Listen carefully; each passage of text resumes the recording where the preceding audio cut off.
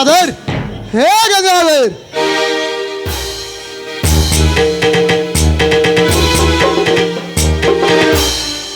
ಬನ್ನಿ ಸರ್, ಬನ್ನಿ, ಕುಳಿತುಕೊಳ್ಳಿ. ಕುಳಿತುಕೊಳ್ಳಲು ಬಂದಿಲ್ಲ ಗಂಗಾಧರ್. ಇಂಥ ದನಿಯನ್ನು ಕೊಲೆ ಮಾಡಲು ಮನಸ್ಸಾಗ ಒಪ್ಪಿತು ಮನೆಯ ಮೂರ್ಖ ನನ್ನ ಮಗಳೇ.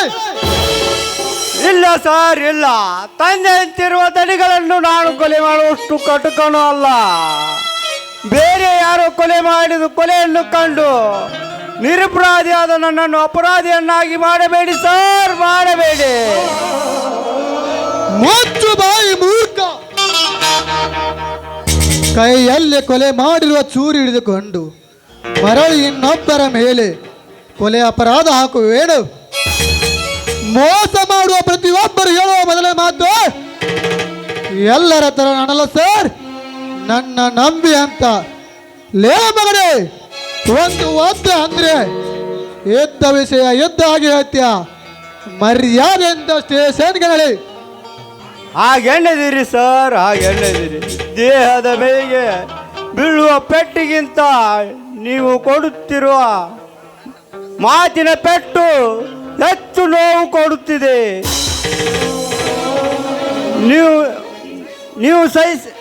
ನೀವು ಕೊಡುತ್ತಿರುವ ಮಾತಿನ ಪೆಟ್ಟು ಸಹಿಸಿಕೊಳ್ಳುವ ಶಕ್ತಿ ನನ್ನಲ್ಲಿಲ್ಲ ಸರ್, ನನ್ನಲ್ಲಿಲ್ಲ.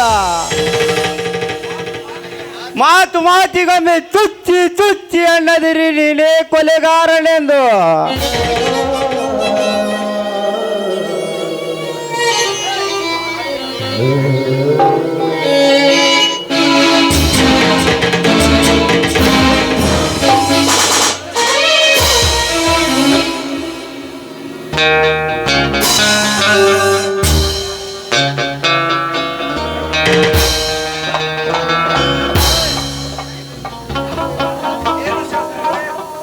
ಏನು ಶಾಸ್ತ್ರಿಗಳೇ, ನಿಮ್ಮ ಬಾಯಿಂದ ಇಂಥ ಮಾತೆ? ಕೊಲೆ? ಯಾರ ಕೊಲೆ? ಕೊಲೆ ಯಾರು? ಶೇಖರ್ ಇಲ್ಲಿ SP ಶಂಕರ್ ಅವರು ಇರಲಿಲ್ಲವೇ? ನನ್ನ ತಲೆ ಕೆಟ್ಟು ಹೋಗಿದೆ ಶೇಖರ್, ನನ್ನ ತಲೆ ಕೆಟ್ಟು ಹೋಗಿದೆ. ಹೇಳಿ ಶಾಸ್ತ್ರಿಗಳೇ, ಯಾರು ಕೊಲೆ ಯಾರು ಮಾಡಿದರು ಹೇಳಿ ಶಾಸ್ತ್ರಿಗಳೇ. ಅದು ನಿಮ್ಮಿಂದ ಸಾಧ್ಯವೇ? ಇದ್ದರೂ ಇರಬಹುದು.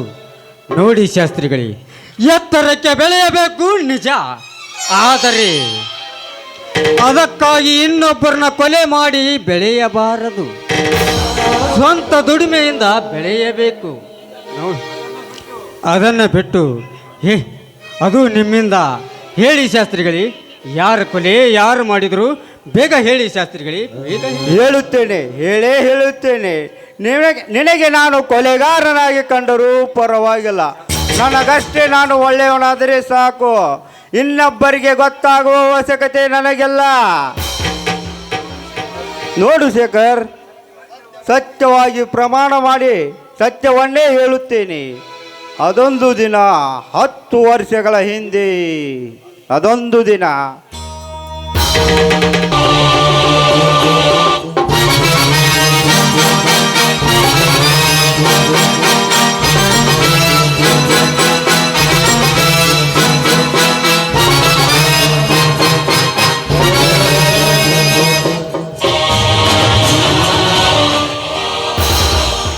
ರತ್ನಾಕರ್, ಲೇ ರತ್ನಾಕರ್, ನನ್ನ ಮನೆಗೆ ಬಂದು ನನ್ನನ್ನು ಹೆಸರಿಟ್ಟು ಕರುವೆಯಾ? ಯಾರು ನೀನು? ನಾನು ಯಾರು? ನಿಮ್ಮಂಥವರ ಪ್ರಾಣ ತೆಗೆಯಲು ಬಂದಿರುವ ಅಸ್ತ್ರ ನಾನು. ಜೀವ ಬೆದರಿಕೆ? ಸುಮ್ಮನೆ ನನ್ನ ಮನೆ ಬಿಟ್ಟು ಹೊರಟು ಹೋಗು. ಲೇ ಮಂಕೆ, ನಿನ್ನೆಲ್ಲ ಕಲೆಕ್ಷನ್ ಕಟ್ ಮಾಡಿ ಇಲ್ಲಿಗೆ ಬಂದಿದ್ದು. ಯಾರು ನೀನು? ಸರಿಯಾಗಿ ಹೇಳು. ನಿನಗೆ ಏನು ಬೇಕು ಹೇಳು, ಕೊಡುತ್ತೇನೆ. ನಿನ್ನ ಪ್ರಾಣ ಬೇಕು. ಏನಂದೆ? ಪಾಪ, ಇನ್ನು ಗ್ರಾಮ ಸೇವಕನಾಗಿ ಸೇವೆ ಮಾಡುವ ಆಸೆ ಇರಬೇಕು. ಬೇಡ, ಇನ್ನು ಮುಂದೆ ಬೇಡ. Time waste ಮಾಡರೂಬಾರ್ದು.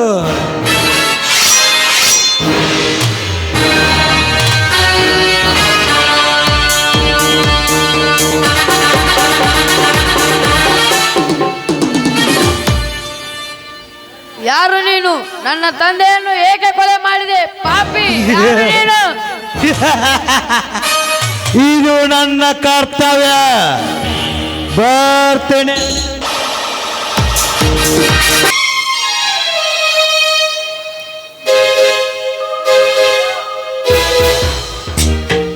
ಮಗು ಸುರೇಂದ್ರ,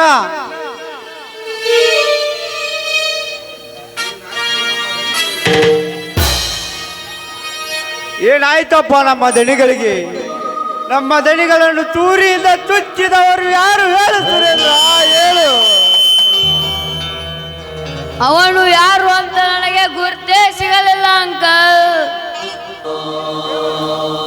ನೀನು ದೇವರಲ್ಲ, ನಿನ್ನ ಮುಂದೆ ನಮ್ಮ ದಣಿಗಳ ಪ್ರಾಣ ತೆಗೆದ್ರು ಅದನ್ನು ನೋಡಿಕೊಂಡು ಸುಮ್ಮನಿರುವೆ. ನೀನು ದೇವರೇ ಅಲ್ಲ, ನೀನು ಕಲ್ಲು. ನೀನು ದೇವರೇ ಆಗಿದ್ದರೆ ಈ ನನ್ನ ತಂದೆಗೆ ಮರುಜನ್ಮ ಕೊಡು ತಂದೆ, ಮರುಜನ್ಮ ಕೊಡು. ಈ ನನ್ನ ತಂದೆಗೆ ಯಾವ ತಪ್ಪಿಗೆ ಈ ಶಿಕ್ಷೆ?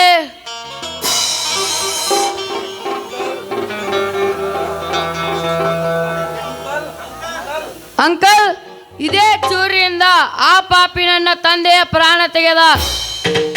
ನಾವು ಇದೇ ಚೂರಿಯಿಂದ ಆ ಪಾಪಿಯ ಪ್ರಾಣ ತೆಗೆಯಬೇಕು. ಅಂದಾಗಲೇ ಈ ನನ್ನ ತಂದೆಯ ಆತ್ಮಕ್ಕೆ ಶಾಂತಿ. ಇಂದು ಸೋಮವಾರ. ಈ ನನ್ನ ತಂದೆ ಪ್ರಾಣ ಬಿಟ್ಟ ದಿನವೇ ಆ ನನ್ನ ಪಾಪಿಯ ಪ್ರಾಣ ತೆಗೆಯಬೇಕು. ಇದೇ ದಿನ 12/5 ಅಂದರೆ ನಮ್ಮ ಸೋಮವಾರ ನಮ್ಮ ದಣಿಗಳ ಪ್ರಾಣ ತೆಗೆದ ಟೈಮಿಗೆ ಆ ಪಾಪಿಯ ಪ್ರಾಣ ನಾವು ತೆಗೆಯಲೇಬೇಕು. ಅಂದ್ರೆ ನಾವು ಹುಟ್ಟಿದಕ್ಕೂ ಸಾರ್ಥಕ. ಇದೇ ತಾರೀಕು, ಇದೇ ವಾರ, ಇದೇ ತಿಂಗಳು ಬರುವವರೆಗೂ ನಾವು ಕಾಯುತ್ತಿರಬೇಕು. ಇದೇ ಚೂರಿಯಿಂದ ಆ ಪಾಪಿಯ ಪ್ರಾಣ ನಾವು ತೆಗೆಯಲೇಬೇಕು.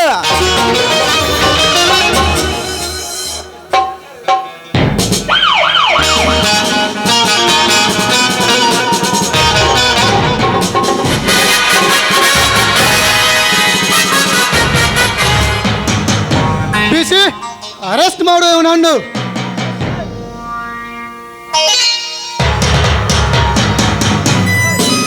ಯಾಕೆ ಸರ್, ಯಾಕೆ? ಯಾವ ತಪ್ಪಿಗಾಗಿ ನನ್ನನ್ನು ಅರೆಸ್ಟ್ ಮಾಡಲು ಹೇಳುತ್ತಿರುವಿರಿ? ಹೇಳಿ ಸರ್, ಹೇಳಿ. ಧನಿಕ ರತ್ನಾಕರನು ಕೊಲೆ ಮಾಡಲು ನಾಚಿಕೆ ಬರುವುದಿಲ್ಲ ನಿನ್ನ ಜನ್ಮಕ್ಕೆ. ಇಲ್ಲ ಸರ್, ಇಲ್ಲ. ಈ ನನ್ನ ತಂದೆಯನ್ನು ಕೊಲೆ ಮಾಡಿದ ಕೊಲೆಗಾರ ಇವರಲ್ಲ ಸರ್, ಬೇರೆಯವರು. ಈ ನನ್ನ ಅಂಕಲ್ ನನ್ನು ಬಿಟ್ಟು ಬಿಡಿ ಸರ್, ಬಿಟ್ಟು ಬಿಡಿ. ಇಲ್ಲ ಸರ್, ಇಲ್ಲ. ಇಡೀ ಗ್ರಾಮವೇ ಪೂಜಿಸಿದ ತಂದೆಯವರು. ಇಂಥ ದಣಿಗಳನ್ನು ನಾನು ಕೊಲೆ ಮಾಡುತ್ತೇನೆ? ಇಲ್ಲ ಸರ್, ಇಲ್ಲ. ಬೇರೆ ಯಾರೋ ಮಾಡಿರುವ ಕೊಲೆ ನಾನಲ್ಲ ಸರ್, ನಾನಲ್ಲ. ಬೇರೆ ಯಾರೋ ಇದ್ದಾನೆ ಸರ್, ನಾನಲ್ಲ ಕೊಲೆಗಾರ. ಲೇ ಬಾಸ್, ಏನು ಮಾತನಾಡಿದೆ? ಮರ್ಯಾದೆಯಿಂದ ಸ್ಟೇಷನ್ ಹೇಳಿ. ಕೊಲೆಗಾರ ನಾನೇ ಹೇಳೋದು. ನಿಮ್ಮ ನಿರ್ಧಾರವಾದರೆ ಅದೇ ನಿಮ್ಮ ಕಾನೂನು ದೃಷ್ಟಿಯಲ್ಲಿ. ನಾನು ಕೊಲೆಗಾರನಲ್ಲ, ಯಾಕೆಂದರೆ ಕೊಲೆ ಮಾಡುವ ಅವಶ್ಯಕತೆ ನನಗಿಲ್ಲ. ಹಾಗಾದರೆ ಕೊಲೆ ಮಾಡಿದ ಕೊಲೆಗಾರನ್ಯಾರು? ನನಗೆ ಬುದ್ಧಿ SP, ಇದು ಧರ್ಮವಲ್ಲ, ಅಧರ್ಮ. ಧರ್ಮದಿಂದ ನಡೆದ ಧರ್ಮವಂತರಿಗೆ ಒದಗಿ ಬಂದ ಇದು ಅನ್ಯಾಯದ ಕೊಲೆ ಸರ್, ಅನ್ಯಾಯದ ಕೊಲೆ. ಏನಂದೆ? ಏಕವಚನದಲ್ಲಿ ಮಾತನಾಡುವ ಮಗಳೇ. PC ಪೋಸ್ಟ್ ಮಾರ್ಟಮ್ ಮಾಡಿಸಲು DC ಸಾಹೇಬರು ಬರುತ್ತಾರೆ. ಅಲ್ಲಿವರೆಗೂ ನೀನು ಇಲ್ಲೇ ಇರಿ, ನಾನು ಮರಳಿ ಬರುವೆ.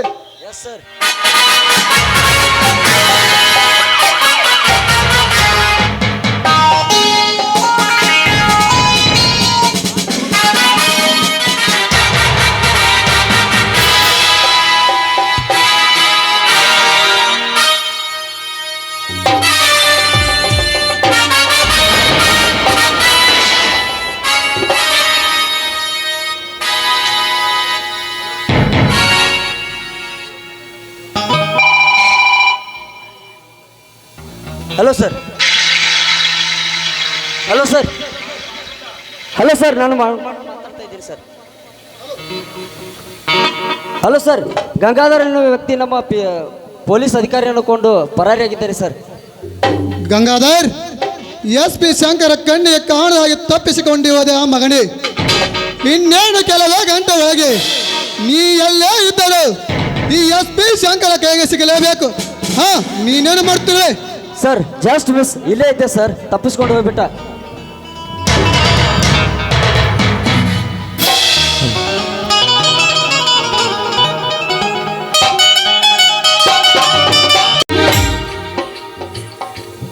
ಇದೇ ನೋಡು ಶೇಖರ್, ಅಂದು ನಡೆದ ಘಟನೆ. ಒಬ್ಬ ಬಡವ 100 ಸತ್ಯ ಹೇಳಿದರೂ ಯಾರೂ ನಂಬುವುದಿಲ್ಲ. ಆದರೆ ಒಬ್ಬ ಶ್ರೀಮಂತ ಒಂದೇ ಒಂದು ಸುಳ್ಳು ಹೇಳಿದರೆ ಸಾಕು, ಎಲ್ಲರೂ ನಂಬುತ್ತಾರೆ.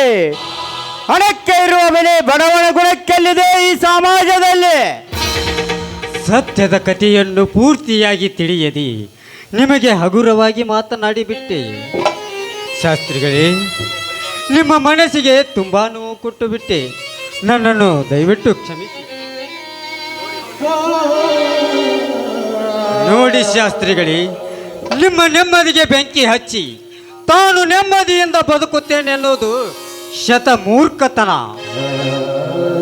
ಶಾಸ್ತ್ರಿಗಳೇ, ಎಂಥ ಕೊಲೆಗಾರನಾದರೂ ಸರಿ, ನಮ್ಮ ಕಣ್ಣು ತಪ್ಪಿಸಿ ಬದುಕಬಹುದು. ಆದರೆ ಮೇಲಿರುವ ಭಗವಂತನ ಕಣ್ಣು ತಪ್ಪಿಸಿ ಬದುಕಲು ಸಾಧ್ಯವಿಲ್ಲ.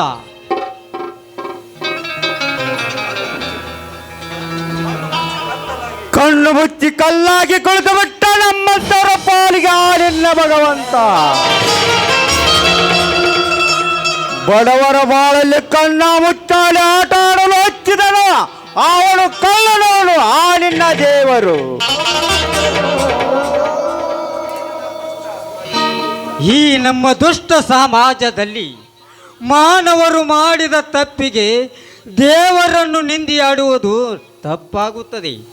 ನಾವು ಮಾಡಿದ ತಪ್ಪನ್ನು ಮುಚ್ಚಿಕೊಳ್ಳಲು ದೇವರನ್ನು ಹೊಣೆ ಮಾಡುವುದು ತಪ್ಪು. ನೋಡಿ ಶಾಸ್ತ್ರಿಗಳೇ,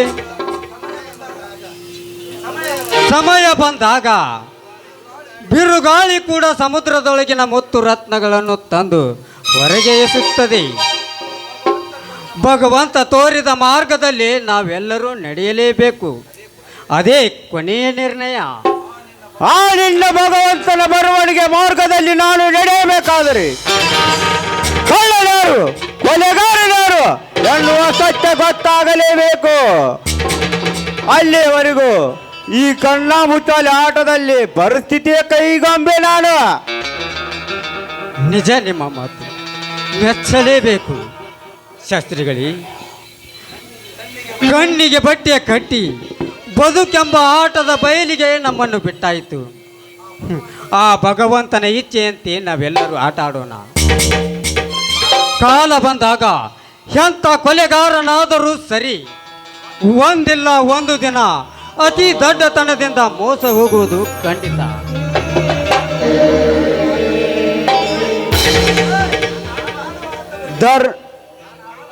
ನಾನು ಆಡುವ ಆಟದಲ್ಲಿ ಮುಖಕ್ಕೆ ಬಣ್ಣ ಹಚ್ಚಿಕೊಂಡು ನಾಟಕ ಆಡುವವರನ್ನು ನಂಬಬಹುದು. ಆದರೆ ಬಣ್ಣದ ಬದಲು ಮುಖವಾಡಗಳನ್ನು ಹಾಕಿಕೊಂಡು ನಾಟಕ ಆಡಿದರೆ ನನ್ನನ್ನು ನಂಬಲು ಸಾಧ್ಯವೇ? ಶಾಸ್ತ್ರಿಗಳೇ, ಆಟ ನಾವು ಆಡಿದರೂ ಅಂತಿಮ ತೀರ್ಪು ಆ ಭಗವಂತನು. ಧರ್ಮದಿಂದ ನಡೆದವರನ್ನು ಧರ್ಮವೇ ಕಾಪಾಡುತ್ತದೆ. ಧರ್ಮದ ದಾರಿಯಲ್ಲಿ ನಡೆದವರನ್ನು ಧರ್ಮ ಕಾಪಾಡುವುದಾದರೆ ನಮ್ಮ ದಣಿಗಳು ಧರ್ಮ ಮಾಡಿದ ದಣಿಗಳನ್ನು ಧರ್ಮ ಏಕೆ ಕಾಪಾಡಲಿಲ್ಲ? ಇದೊಂದು ಮೋಸದ ಕಲಿಯುಗ ಎಂದು ಸುಮ್ಮನೆ ಕರೆಯಲಿಲ್ಲ.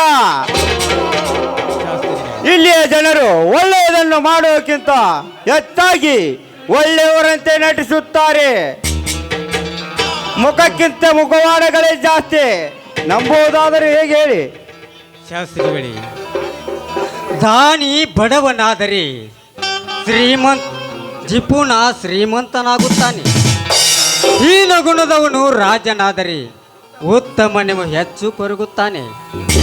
ಇದೆಲ್ಲ ಕಾಲ ನಿರ್ಣಯ. ಪುಣ್ಯವಂತನೇ ಹೆಚ್ಚು ಕರಗುತ್ತಾನೆ. ಇದೆಲ್ಲ ಕಾಲ ನಿರ್ಣಯ. ಅವರವರ ಮಾಡಿದ ಕರ್ಮ ಫಲ ಅವರನ್ನೇ ತಿನ್ನುತ್ತದೆ. ಚಿಂತೆ ಮಾಡದೆ ಇರುವುದೇ ದೊಡ್ಡತನ. ಶಾಸ್ತ್ರಿಗಳೇ, ಮಾತಿನಲ್ಲಿ ನಾನೊಂದು ವಿಷಯ ಹೇಳುವುದನ್ನೇ ಮರೆತು ಬಿಟ್ಟು, ಇದೇ ಸೋಮವಾರ ನನ್ನ ತಂಗಿಯ ಮದುವೆ ನಿಶ್ಚಯಾಗಿದೆ. ತಾವು ಕೂಡ ತಪ್ಪದೇ ಬರಬೇಕು. ಮಾಡಬೇಕಾದ ಕೆಲಸ ಇನ್ನೂ ತುಂಬ ಇದೆ. ನಾನಿನ್ನು ಬರುತ್ತೇನೆ ಶಾಸ್ತ್ರಿಗಳೇ. ಆಯ್ತು ಶೇಖರ್, ಹೋಗಿ ಬಾ. ಸಮಯ ತೆಗೆದುಕೊಂಡು ನಿಮ್ಮ ತಂಗಿಯ ಮದುವೆಗೆ ಖಂಡಿತ ಬರುತ್ತೇನೆ. ಆಯಿತು ಶಾಸ್ತ್ರಿಗಳೇ, ನಾನಿನ್ನು ಬರುತ್ತೇನೆ. ಆಸ್ತಿ ಆಸೆಗಾಗಿ ನಮ್ಮ ದಣಿಗಳನ್ನು ಬಲಿ ತೆಗೆದುಕೊಂಡರು. ದೇವರು ದೊಡ್ಡವನು ಹೇಗೋ ಗೊತ್ತಾಗಿ ಆ ಮಗು ಒಂದು ಕಡೆ, ನಾನೊಂದು ಕಡೆ. ಒಂದು ಹಿಂದಿಗೆ 10 ವರ್ಷವಾಯಿತು. ಆ ನನ್ನ ಪುಟಾಣಿ ಸುರೇಂದ್ರನಿಗೆ ಒಂದು ಹುಡುಗಿಯ ನೋಡಿ ಮದುವೆ ಮಾಡಿದರಷ್ಟೇ ಸಾಕು. ಅಲ್ಲಿಗೆ ನಾನು ಇದ್ದರೂ ಅಷ್ಟೇ, ಸತ್ತರೂ ಅಷ್ಟೇ. ಸುರೇಂದ್ರ, ಮಗು ಸುರೇಂದ್ರ, ಎಲ್ಲಿದೆಯಪ್ಪ? ಎಲ್ಲೊಂದು ಹುಡುಕಲಪ್ಪ ಸುರೇಂದ್ರ. ಯಾರ ಮದುವೆ ಮಾಡುವೆ? ಯಾರು ಯಾರು ನೀವ್ಯಾರು? ಎಲ್ಲಿರುವಿರಿ? ನಾನು ಯಾರೆಂಬುದನ್ನು ನಿನಗೆ ಯಾಕೆ ಬೇಕು? ಸುರೇಂದ್ರ ನಿನಗೆ ಏನಾಗಬೇಕು? ಅಣ್ಣನೋ ತಮ್ಮನೋ? ಇಲ್ಲ ಇಲ್ಲ, ನನಗೇನಾಗಬೇಕಿಲ್ಲ. ಮತ್ತಾರು ಮಗ? ಅವನ ಮದುವೆಯನ್ನು ನೀನೇಕೆ ಮಾಡುವೆ? ನಮ್ಮ ದಣಿಗಳ ಮಗ ಆಪತ್ತಿನಲ್ಲಿರುವುದನ್ನು ಕಂಡು ಪಾರು ಮಾಡಿದ್ದು ತಪ್ಪೇ. ಆ ಮಗುವಿಗೆ ಆಪತ್ತು ತಂದಿಟ್ಟವರು ಯಾರು ಗೊತ್ತಾ? ಗೊತ್ತು ಗೊತ್ತು, ಅವನೇ ಗಜೇಂದ್ರ.